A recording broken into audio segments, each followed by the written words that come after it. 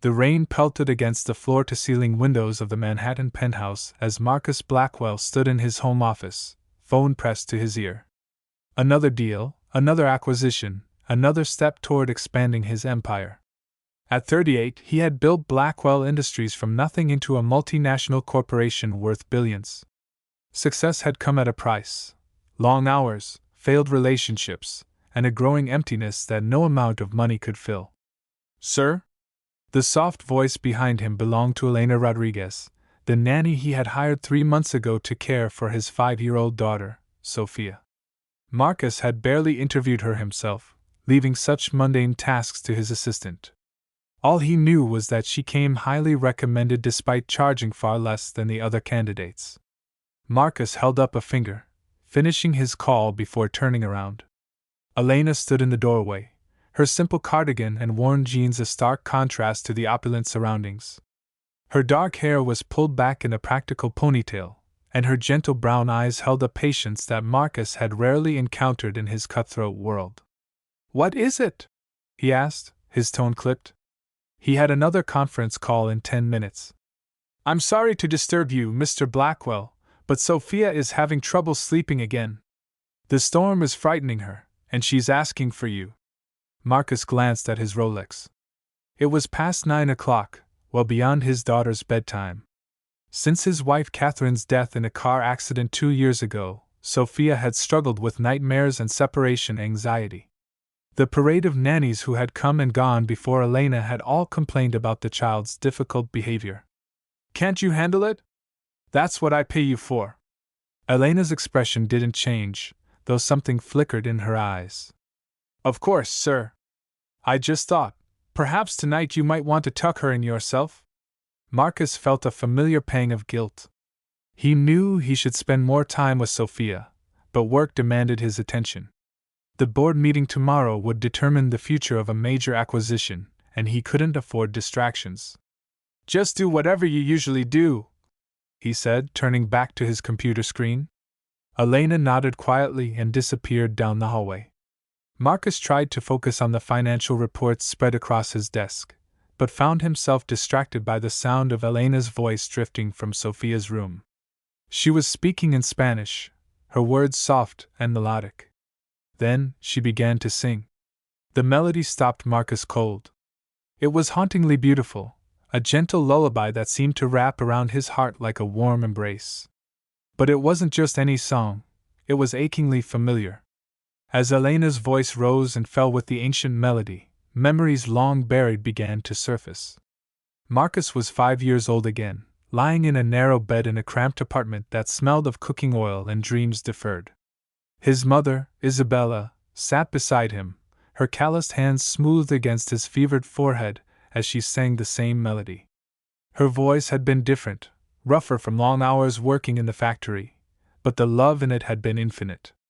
"Duerme, mi niño, duerme ya que la luna te cuidará."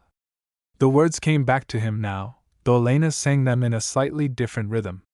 His mother had been an immigrant from Mexico, working multiple jobs to keep food on the table after his father abandoned them.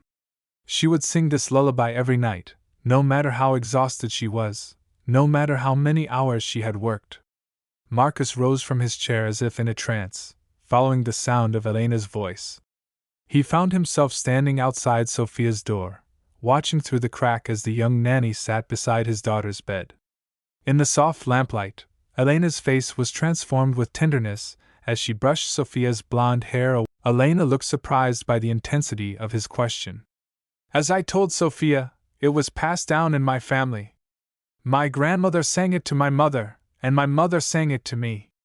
It's called Duerme, mi niño, sleep, my child.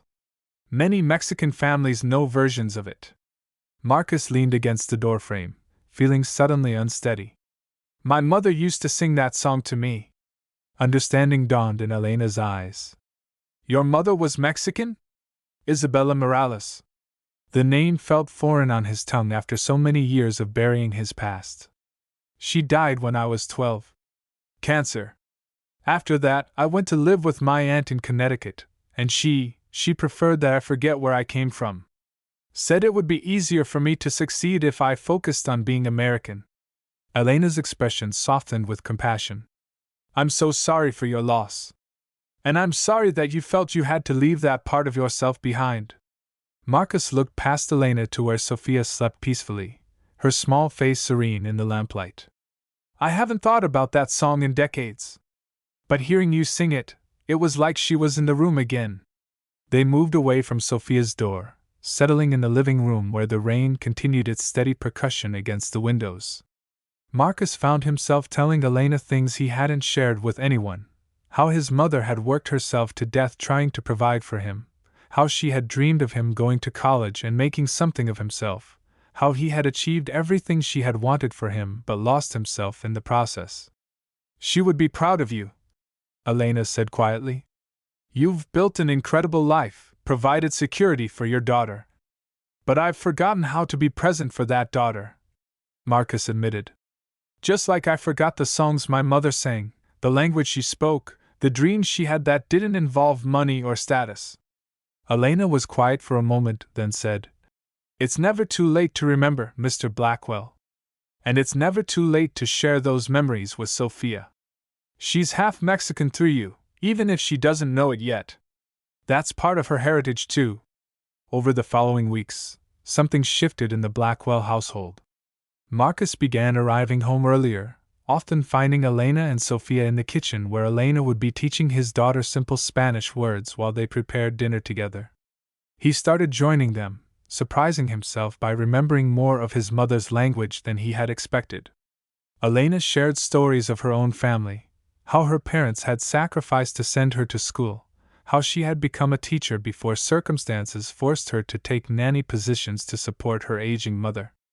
Marcus learned that she held a master's degree in education and that her low rates weren't due to inexperience but because she preferred working with families who truly needed her rather than those who simply wanted a status symbol. One evening, as Elena sang Sophia to sleep with the same lullaby that had triggered Marcus's awakening, Sophia asked, Daddy, why don't you sing to me?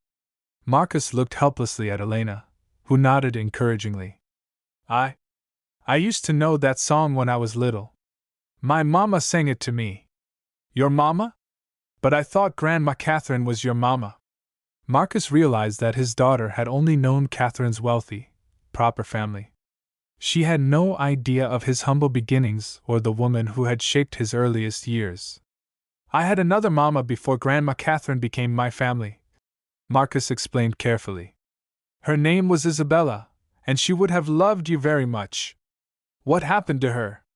She got sick and went to heaven when I was still young. But she taught me that lullaby, and now Elena knows it too. Can you sing it with Elena? Marcus felt Elena's encouraging gaze and found himself nodding. Together, their voices blended in the ancient melody, Elena's trained and sweet, Marcus's rusty but filled with newfound emotion. As they sang, Marcus saw his mother's face in his memory, not worn down by exhaustion and illness, but radiant with love as she watched her son finally embrace the heritage she had given him. After Sophia fell asleep, Marcus and Elena sat in comfortable silence in the living room. Thank you, Marcus said finally. For what? For giving me back a piece of my mother. For showing me what I was missing with Sophia. For seeing something in this family worth caring about. Elena smiled. Your mother's love was always there, Mr. Blackwell. Sometimes we just need someone to help us hear the music again. As the months passed, the changes in Marcus became more pronounced. He still worked hard, but he made time for what mattered. He enrolled in Spanish classes to relearn his mother's language properly. He shared stories of Isabella with Sophia, showing her the few photographs he had kept hidden away. He even began incorporating some of his Mexican heritage into their family traditions. Elena remained their nanny, but she became something more, a bridge between Marcus's past and present, a reminder that success didn't have to mean forgetting where you came from. And every night, as she sang Sophia to sleep with Isabella's lullaby, Marcus would sometimes join in, his voice growing stronger and more confident with each passing day. The billionaire had rediscovered the poor boy within himself, and in doing so, had found the father, and the man, his mother had always believed he could be. The lullaby that had once soothed a frightened child in a cramped apartment now filled the halls of a Manhattan penthouse, carrying with it the enduring power of a mother's love and the promise that some treasures are too precious to ever truly lose.